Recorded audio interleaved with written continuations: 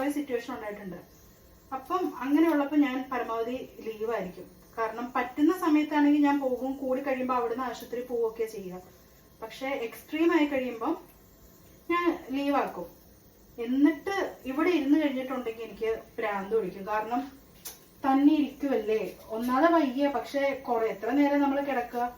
അപ്പൊ പിന്നെ എന്താക്കും വെച്ചിട്ടുണ്ടെങ്കിൽ ഞാൻ ഇതേപോലെ എന്തെങ്കിലും ഉണ്ടാക്കും. അല്ലെങ്കിൽ സാറ്റർഡേ സൺഡേ ആണ് സത്യം പറഞ്ഞ് ഇവിടുത്തെ ക്ലീനിങ് പരിപാടി. കാരണം ബാക്കി എല്ലാ ദിവസവും പോകും, അടിച്ചു വാരിയിടും എന്നല്ലാണ്ട് തുണി കഴുകി റൂമിനകത്ത് കയറ്റിയിടും, അങ്ങനത്തെ പ്രശ്നങ്ങളൊക്കെയാണ് ഇവിടെ.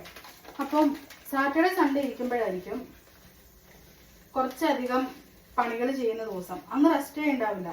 പിന്നെ അതേപോലെ ഞാൻ ഇങ്ങനെ ഇരിക്കും. അപ്പൊ ചില സമയത്ത് തന്നെ എൻ്റെ അടുത്ത് എല്ലാവരും ചോദിച്ചിട്ടുണ്ട്, നീ വയ്യാണ്ട് ലീവ് എടുത്തിരിക്കുന്ന, പിന്നെ എന്ത് കാണിക്കാനാണ് നീ ഈ പണി മൊത്തം ഇവിടെ ചെയ്യുന്നത്?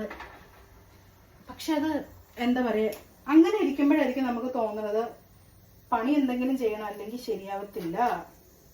കാരണം മടുപ്പായിരിക്കും, അല്ലെങ്കിൽ ഇങ്ങനെ തന്നെ ഇരുന്ന മടുക്കുള്ളൂ. അപ്പം കിട്ടുന്ന സമയത്ത് എല്ലാ പണിയും ചെയ്ത് തീർക്കാൻ നിർത്തുകൊണ്ട് എല്ലാ പണിയും അങ്ങ് ചെയ്ത് തീർക്കും.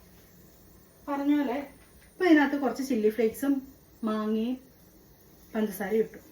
ഇട്ട് നമ്മളിത് ഇങ്ങനെ ഇളക്കി കൊടുക്കും. നാരങ്ങ നീര് വേണമെന്ന് എനിക്കറിയില്ല കേട്ടോ. ഇപ്പൊ ടേസ്റ്റിന് ഉപ്പൊന്നും കിട്ടിയില്ല, നോക്കട്ടെ ആ ടേസ്റ്റ് ആണോ. ഉപ്പ് വേണം. മാങ്ങയുടെ പൊടി അനുസരിച്ച് കേട്ടോ. നമുക്ക് ഉപ്പ് വെള്ളം ഒഴിച്ചു കൊടുക്കാം. ഇനി ബാക്ക് ഉണ്ടെന്ന് പറഞ്ഞുകൊണ്ട് ആരും കമന്റ് അടിക്കാൻ നിൽക്കരുത് കേട്ടോ. കുറച്ച് ഉപ്പ് ചേർത്തിട്ടുണ്ട്. എന്നിട്ട് നമ്മളിത് ഇങ്ങനെ മിക്സ് ചെയ്യാം.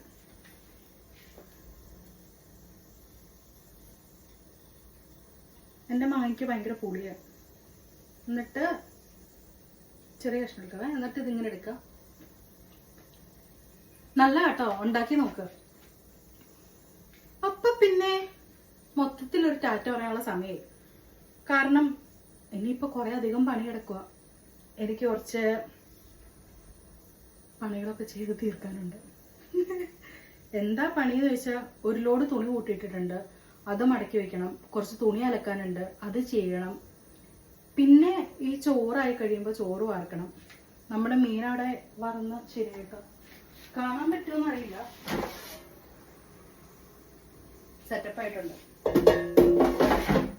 ഇതും മൈൻഡ് ചെയ്യണ്ട, കാരണം ഇത് പൊളിച്ചതിന്റെ ബാലൻസ് ആണത്. അപ്പൊ ഇന്ന് ഇത്രയേ ഉള്ളൂ. ടാറ്റാ.